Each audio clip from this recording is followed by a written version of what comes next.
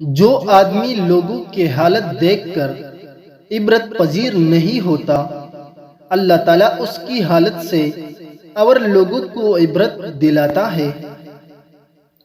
جو آدمی غفلت میں رہتا ہے وہ جہالت میں پڑا رہتا ہے، اور جو جہالت میں پڑا رہتا ہے وہ بیکار رہتا ہے۔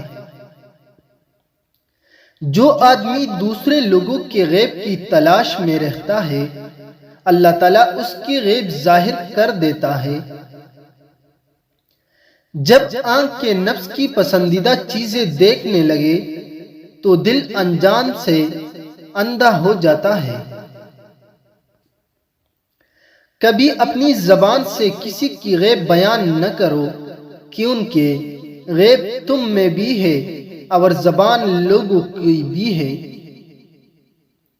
حضرت علی رضی اللہ تعالیٰ عنہ نے فرمایا، اچھے لوگوں کا تمہاری زندگی میں آنا تمہاری قسمت ہوتی ہے اور انہیں سنبھال کر رکھنا تمہاری ہنر۔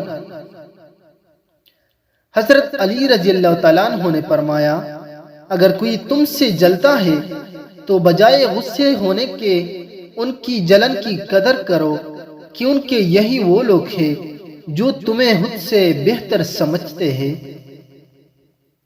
حضرت علی نے فرمایا، تین انسان تین چیزوں سے محروم رہیں گے، غصے والا صحیح فیصلے سے، جھوٹا عزت سے، اور جلباز کامیابی سے۔